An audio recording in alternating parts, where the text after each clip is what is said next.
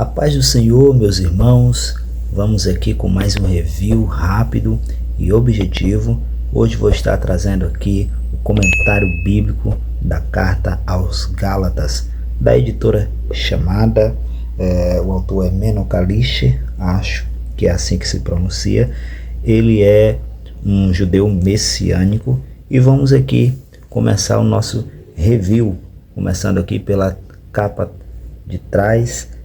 Qual é a relação do cristão com a lei mosaica? Após sua primeira viagem missionária, Paulo precisou lidar com falsos ensinos que estavam se infiltrando rapidamente nas igrejas recém-formadas por ele e Barnabé na região da Galácia.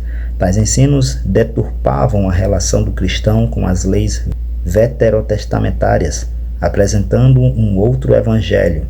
Diante da seriedade do assunto e da possibilidade de um desvio real por parte da igreja, Paulo escreve aquela que é sua primeira carta preservada nas Escrituras.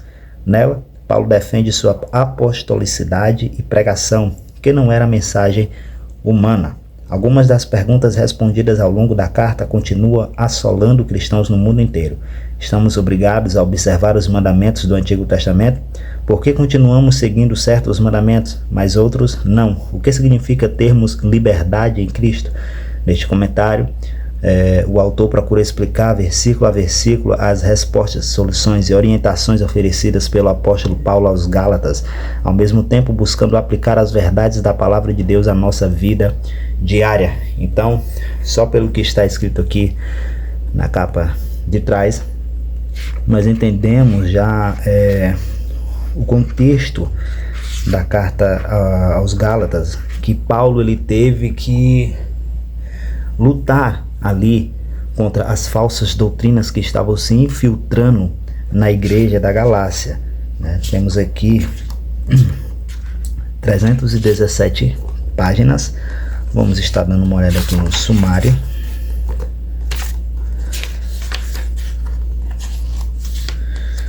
Temos aqui a introdução.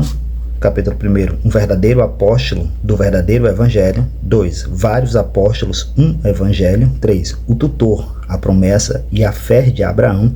4, a adoção como filhos. 5, liberdade em Cristo. 6, a lei de Cristo e a nova criatura. Temos aí o famoso capítulo número 5, né, que vai falar das obras da carne e do fruto do Espírito Santo. Introdução. Vai falar aqui sobre o nascimento da igreja cristã de Jerusalém para a Galácia. Vamos ler aqui alguns trechos.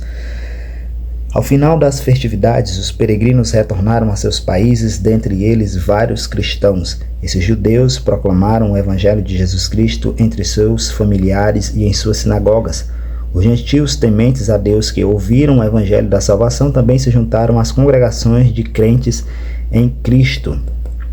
Em seu início, a igreja era composta de uma maioria de judeus que observavam a lei, isto é, os mandamentos contidos nos 5 livros de Moisés, Pentateuco.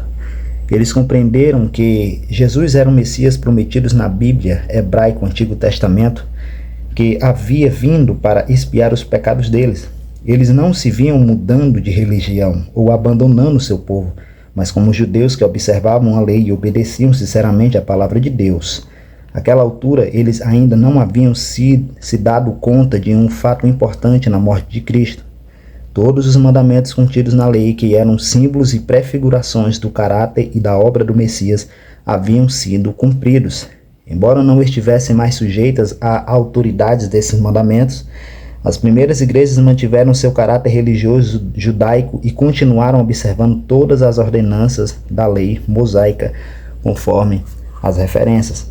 À medida que os discípulos de Jesus aumentavam consideravelmente, a ordem judaica começou a persegui-los, numa tentativa de conter o avanço do evangelho. Mas acabou acontecendo exatamente o contrário do que almejavam os perseguidores. Muitos cristãos fugiram de Jerusalém para outros países no Oriente Médio e na região do Mediterrâneo, espalhando o evangelho por meio de seu testemunho para ainda mais longe entre os judeus e gentios. Os novos cristãos se juntavam às congregações existentes ou davam início às novas congregações. Por causa da demografia nos países distantes de Israel, As novas igrejas estavam repletas de uma maioria de gentios salvos. Essas pessoas não tinham qualquer contexto judaico e chegaram até a introduzir tradições e costumes estranhos na igreja. Vamos ter aqui: salvação é somente pela graça. Os falsos mestres, né? Na carta aos Gálatas, Paulo confronta o fenômeno dos falsos mestres. Estamos falando de judeus que se passavam por crentes em Cristo Jesus, mas que mantinham sua crença de que todos os mandamentos de Moisés ainda estavam em vigor, já que enxergavam a igreja como apenas um ramo do judaísmo. Vamos estar dando aqui uma olhada em um capítulo, olha só, autoria de Gálatas, ainda aqui na introdução, né? Destinatários da carta, data da carta, um mapa, tem outro mapa também mostrando as viagens de Paulo. Quem eram os falsos mestres, né? Falsos irmãos.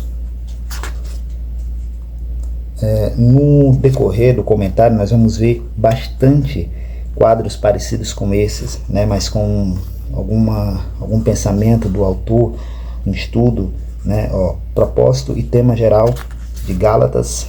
E aqui começa o capítulo de número 1.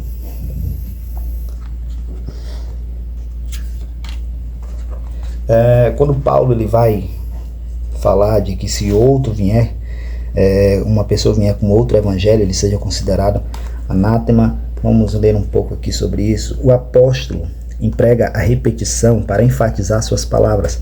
Aquele que distorce o evangelho de Cristo que foi pregado por Paulo durante os primeiros dias da igreja na Galácia, até mesmo se tal mestre for o próprio apóstolo, deve ser excluído da comunhão com os crentes. Anátema significa que a pessoa é excomungada, completamente cortada. O uso do Antigo Testamento do termo anátema descrevia uma pessoa ou um grupo de pessoas ou coisas destinadas à destruição, conforme as referências. Por que Paulo usa essa linguagem tão forte no versículo de número 8? Porque o ensino dos falsos mestres conduz as pessoas ao inferno. Por isso que Paulo usava uma palavra tão forte, né? Uma linguagem tão forte.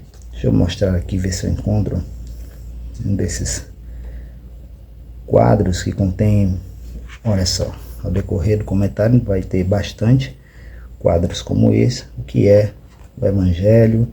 Temos aqui também, o autor prepara uma cronologia da caminhada de Paulo desde quando ele teve um encontro com Cristo, foi para o deserto, depois para Jerusalém, o encontro dele com os apóstolos.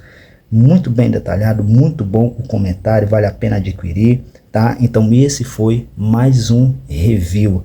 Deixe o seu like, tá bom? Compartilha, siga o canal para estar nos ajudando e que Deus os abençoe.